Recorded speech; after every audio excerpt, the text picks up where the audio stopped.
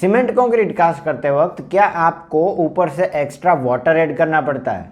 सिर्फ इसलिए क्योंकि इतनी आसानी से आप ढलाई नहीं कर सकते और इतना इजीली कॉम्पैक्शन नहीं हो पाता? क्योंकि अगर ऐसा है तो you are at the right place. इस वीडियो को पूरा देखें और मेरी चैनल सिविल इंजीनियरिंग फोरम को सब्सक्राइब जरूर करें। दोस्तों, कंक्रीटिंग करते वक्त कई बार क्या होता है कि सीमेंट ने अपना काम करना शुरू कर दिया होता है। इसमें हाइड्रेशन प्रोसेस जो है वो स्टार्ट हो चुका होता है, हीट ऑफ हाइड्रेशन रिलीज होने लगती है और हमारा सीमेंट जो है वो धीरे धीरे सेट होने लगता है, हार्ड होने लगता है और इसीलिए हमारे फ्रेश सीमेंट कंक्रीट में वर्केबिलिटी कम हो जाती है। मतलब कि इतनी आसानी से हम इस पे काम नहीं कर सकते क्योंकि ये सेट होना स्टार्ट हो चुका होता है। इतना इजीली हम इसमें वाइब्रेटर नहीं यूज़ कर सकते, कॉम्पैक्शन नहीं कर सकते और जब हम डीशटरिंग करते हैं तब हमें पता चलता है कि ये इतना फिनिशिंग भी हमें नहीं मिला। कई बार तो इसमें हनीकॉम्बिंग भी हमें दिखाई देता है। पर ये वर्केबिलिटी बढ़ाने के चक्कर में हम इसमें क्या है कि वाटर नहीं ऐड कर सकते, मतलब कि एक्स्ट्रा वाटर नहीं ऐड कर सकते। रेडीमिक्स डिज़ाइन में जितना हमें वाटर ऐड करने के लिए बताया है उतना ही ऐड कर सकते हैं। इससे ज़्यादा वाटर ऐड करने से क्या होगा कि फ्रेश सीमेंट कंक्रीट की वर्केबिलिटी तो बढ़ जाएगी पर अल्टीमेटली जिस स्ट्रेंथ के लिए हमने यह कंक्रीट बनाया उतनी स्ट्रेंथ हमें नहीं मिलेगी। और जब ये हार्ड हो जाता है तो इसके बीच में क्या है कि एक्स्ट्रा पोर्स रह जाते हैं और ये फिर इन फ्यूचर स्ट्रक्चरल पार्ट से वाटर लीकेजेस प्रमोट करता है। फिर क्या है कि आपके घर में अंदर से नमी दिखाई पड़ती है। तो आज मैं आपके लिए दो ऐसी ब्रांड्स के सुपर प्लास्टिसाइजर्स लाया हूँ जो ऐड करने से हमारा ये यूनिवर्सल प्रॉब्लम जो वो सॉल्व हो जाएगा। पर ये प्रोडक्ट्स को डिस्क्लोज करने से पहले मैं आपको ये बता देना चाहूँगा कि ये वीडियो स्पॉन्सर्ड नहीं है। बेस्ड ऑन माई एक्सपीरियंस मैं आपको इन दोनों ही प्रोडक्ट्स के बारे में सभी डिटेल्स बताऊँगा। बाकी बेस्ड ऑन योर रिक्वायरमेंट अगर आपको कोई अदर सुपर प्लास्टिसाइजर पसंद है तो डेफिनेटली आप उसे प्रीफर कर सकते हैं। I am just sharing my experience. तो ये प्रोडक्ट्स है, एक तो डॉक्टर फिक्सिट कंपनी का पीडीक्रीट CF205 और सिक्का कंपनी का विस्कोक्रीट 20HE। तो ये दोनों ही सुपर प्लास्टिसाइजर्स के बारे में मैं आपको सभी जानकारी बताऊंगा, जैसे कि इसे आपको कब, कहाँ, क्यों, किस तरह से इस्तेमाल करने चाहिए and based on your requirements in दोनों में से आपके लिए कौन सा प्रोडक्ट जो है वो बेहतर है। तो चलिए बिना आपका टाइम वेस्ट किए हम जल्दी से शुरू करते हैं इन दोनों ही प्रोडक्ट्स के डिस्क्रिप्शन से। At first we'll talk about description of Dr. Fixit पीडीक्रीट CF205।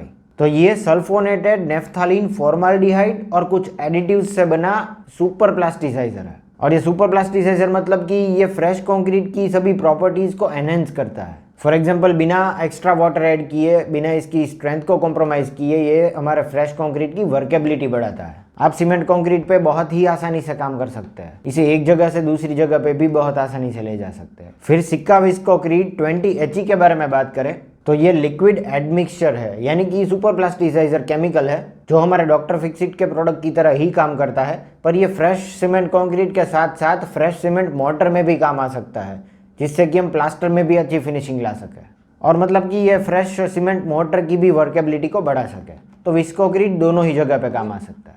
अब हम ये देखेंगे कि सिक्का विस्कोक्रीट 20HE किस टेक्निक्स पे काम करता है। तो क्योंकि प्रोडक्ट्स में ये मेंशन की है, ये क्या है कि दो अलग अलग टेक्निक्स से काम करता है। एक है इलेक्ट्रोस्टैटिक एड्सॉर्प्शन, मतलब कि ये इलेक्ट्रोस्टैटिक चार्जेस यूज़ करता है फ्रेश सीमेंट कंक्रीट में टाइनी वाटर ड्रॉपलेट्स जो है उनको एक दूसरे से अलग रखने के लिए, दूर भगाने के लिए, जिससे क्या है कि पूरे फ्रेश मिक्सचर में वाटर जो इवनली डिस्ट्रीब्यूट होता रहेगा।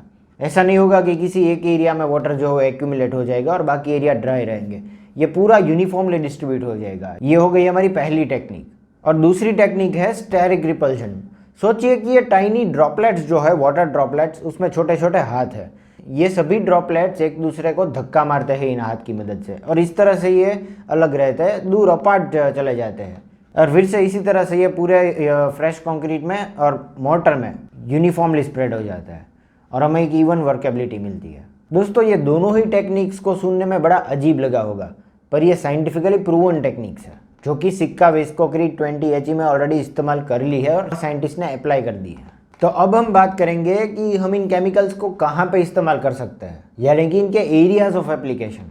तो at first will talk about doctor Fixit Pidicrete CF205।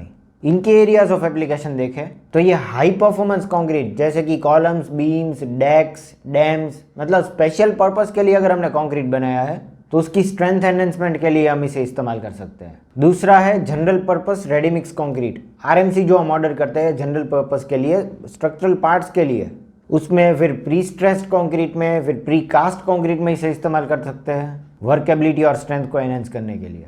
फिर complex and heavily reinforced railway sleepers के लिए, रेलवे ट्रैक्स जो होते हैं वो जिन स्लीपर्स पर बिछाए जाते हैं उन स्लीपर्स का कास्टिंग करने के लिए हम इसे इस्तेमाल कर सकते हैं। नेक्स्ट है high strength and low permeable concrete. High strength तो हम समझ सकते हैं कि स्ट्रेंथ एनहेंस होती है और वर्केबिलिटी भी बढ़ती है, पर परमिएबिलिटी कैसे कम होती है, वाटर परमिएबिलिटी। तो जैसे ही हम इस कंक्रीट को हार्ड होने देते हैं तो बीच में पोर्स नहीं रहते। जब हम एक्स्ट्रा वाटर नहीं ऐड करते और ठीक से हमें फिनिशिंग मिल जाता है तो बीच में वो जो वाटर के पोर्स थे वो है ही नहीं इसमें, ये बेहतरीन तरीके से कॉम्पैक्ट हो चुका है। तो जब बारिश का पानी आता है या फिर वाटर लीकेज कहीं पाइप टूटता है तो क्या है कि इतनी आसानी से ये हमारे स्ट्रक्चरल पार्ट से वाटर लीक नहीं करेगा। तो इन एरियाज में भी हम इसे इस्तेमाल कर सकते हैं।